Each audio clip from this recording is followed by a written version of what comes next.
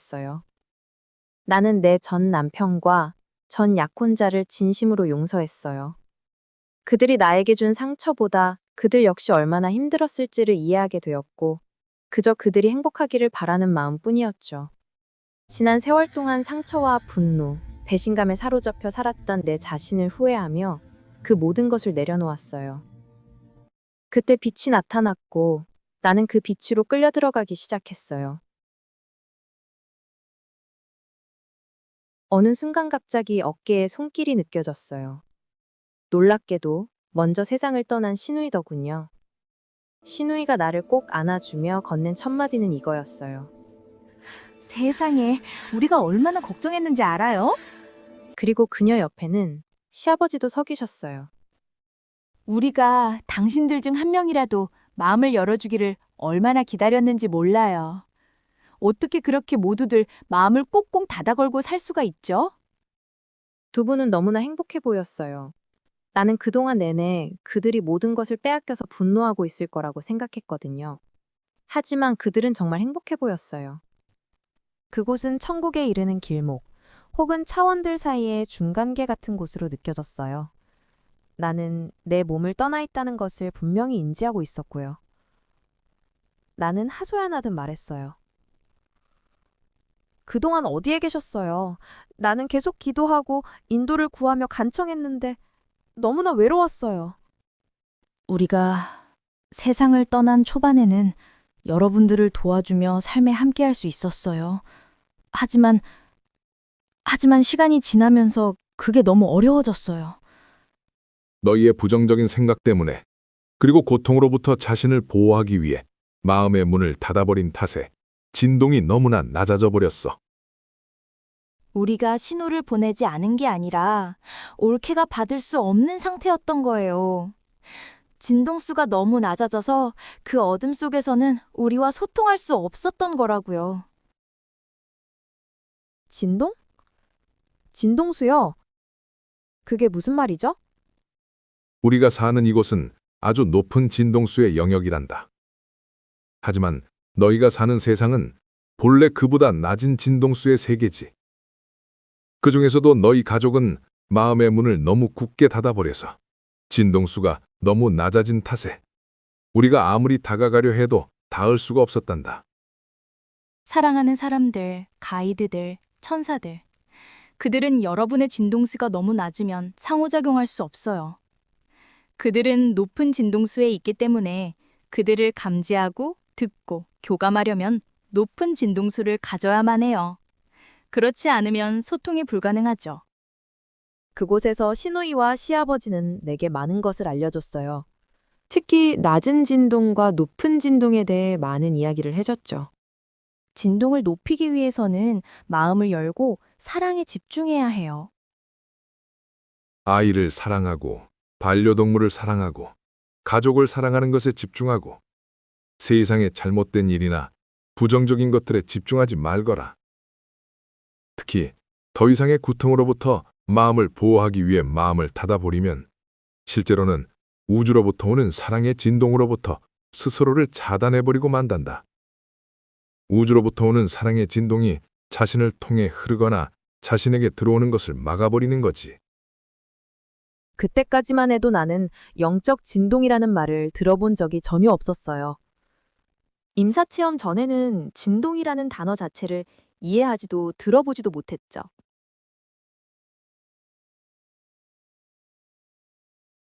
나는 기도하곤 했어요.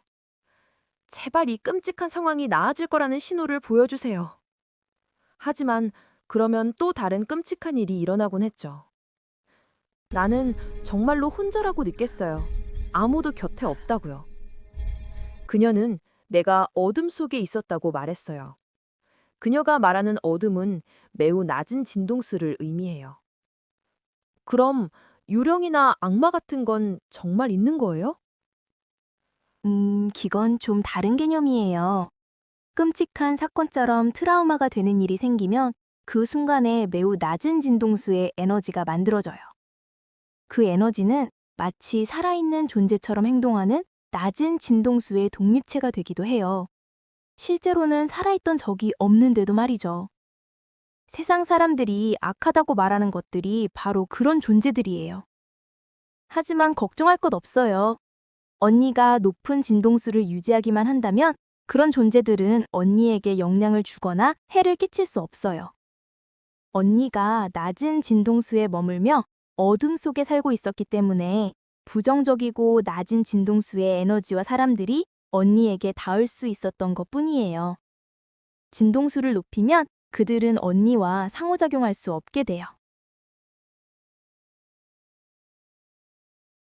나는 정치에 매우 관심이 많고 자기 주장이 강한 편이었어요. 너희는 틀렸고 우리는 옳아 라고 하면서요. 그들은 이 부분에 대해서도 언급했어요. 언니, 그건 중요하지 않아요. 정치에 너무 많은 시간과 에너지를 쏟고 있네요. 그런 건 아무것도 중요하지 않아요. 그래도 어느 한쪽은 맞지 않을까요? 아니, 양쪽 다 틀렸다. 너희에게도 답이 없고 그들에게도 답이 없어. 더 높은 차원의 답이 있는데 양쪽 둘 다 한참 벗어나 있어. 그러니 그런 일에 너무 얽매이지 말거라. 너는 그들을 향해 분노하며 부정적인 기운만 내뿜고 있을 뿐이야. 시간 낭비지. 제가 살면서 유독 남을 괴롭히고 심술궂고 화가 많고 저를 통제하려는 사람들을 자주 만났어요. 그건 왜 그랬을까요? 언니, 그건 상황을 완전히 잘못 보고 있는 거예요. 생각해 보세요. 조용하고 내성적인 사람들은 화가 나면 보통 자기 안으로 숨어버리죠. 반면에 화를 잘 내고 통제하려는 사람들은 스트레스를 받으면 주변 사람과 환경을 통제하려는 방식으로 표출해요. 그들이 아끼는 사람이 자기 안으로 숨어버리면 그들은 더 심하게 통제하려고 들죠. 그럴 때도 역시 진동수를 바꿔야 해요. 그들을 다치고 상처 입은 사람으로 바라보세요. 사랑의 마음으로 다가가는 거예요. 마음속으로 그들을 향해 사랑을 보내고 상처 입은 어린아이라고 생각해 보세요. 그러면 언니의 대응 방식이 달라지고 관계의 흐름 전체가 바뀔 거예요. 결국 언니가 원하는 것을 얻고 모두가 행복해질 수 있어요. 너란 말 안 해 같은 행동을 하는 것보다 훨씬 낫죠. 나는 정신과 전문 간호사인데 그 직업 역시 세상을 보는 시각을 왜곡시켜요. 캄보디아의 킬링필드에서 온 사람들이 겪은 끔찍한 이야기들을 많이 들었어요. 정말 말로 닿을 수 없는 것들이에요. 그런 이야기들을 듣다 보면 대체 이 세상은 어떤 곳인가 하는 생각이 들게 되죠. 그리고 보통은 무슨 일이 있었는지 이야기해야 해요. 그것을 처리해야 해요. 라고 말하잖아요. 그런데 그들의 말은 달랐어요.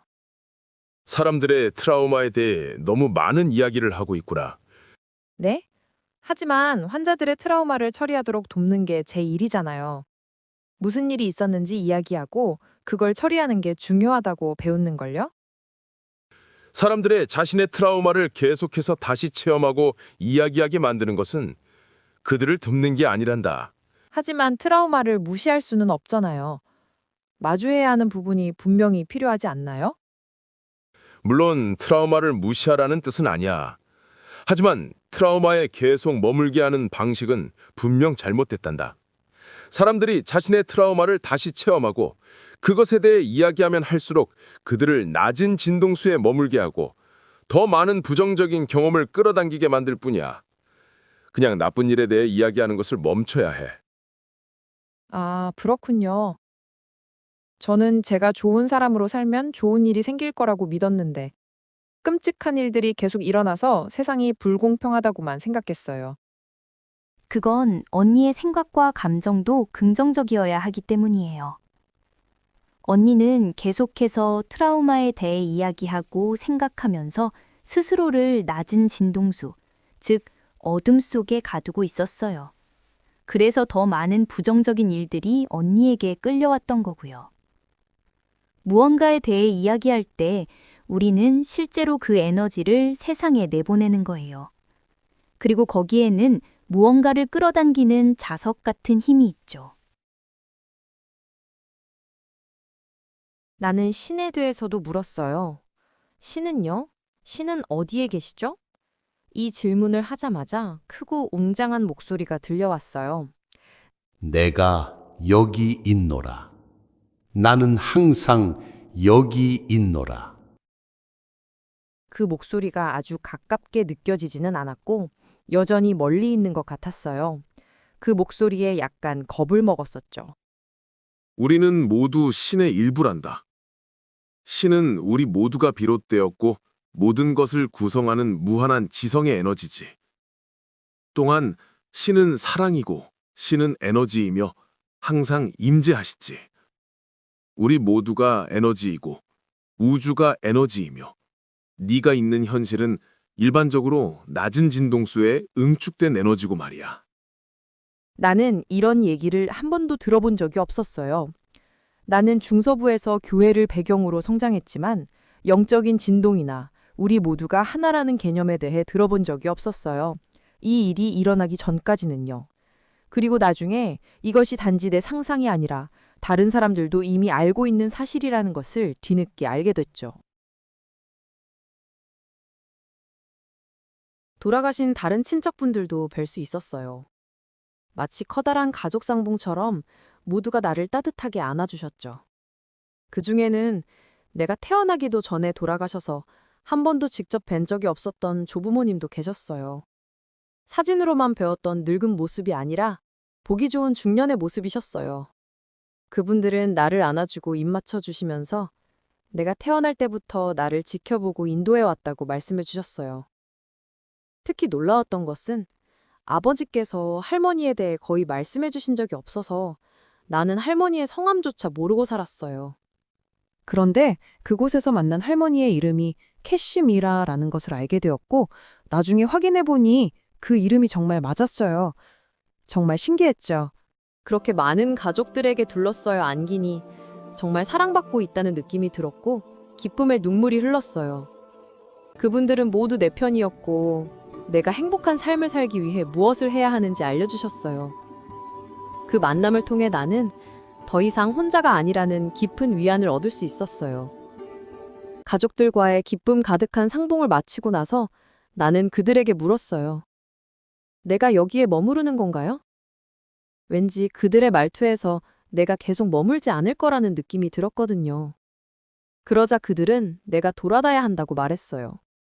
나 역시도 이렇게 말했죠. 그래요. 아들이 나를 필요로 해요. 아들을 엄마 없이 두고 싶지 않아요. 기대하거나 좋은 일이 일어날 것이라고 기대하고 실제로 그렇게 돼요. 내 임사 체험에서 배운 것은 바로 진동에 관한 것이에요. 그들은 어둠과 빛에 대해 많이 이야기했고 내가 어둠 속에서 살았다고 했어요. 내가 살인범에 대해 물었을 때 그 사람이 밉지 않아요? 라고 하자 그녀는 뭐라고? 라고 되물었어요. 나는 당신을 살해한 그 남자 말이에요. 밉지 않아요? 라고 다시 물었죠. 시아버지와 시누이는 우리가 왜 화를 내겠니? 그는 어둠 속에서 살고 있고 스스로를 고문하고 있어. 라고 대답했어요. 그들은 나에게 빛을 보여주며 이것이 너의 지상에서의 시간이야. 라고 말했어요. 그저 작은 빛이었죠. 그러더니 갑자기 그 빛이 너무나 커져서 끝에서 끝까지 보이지 않게 되었어요. 이 빛이 네가 존재하는 시간의 길이란다. 너의 영혼은 영원해. 항상 존재해왔고 앞으로도 영원히 존재할 거야. 이 지상에서의 시간은 네 존재의 아주 작은 부분일 뿐이야. 우리는 영원해.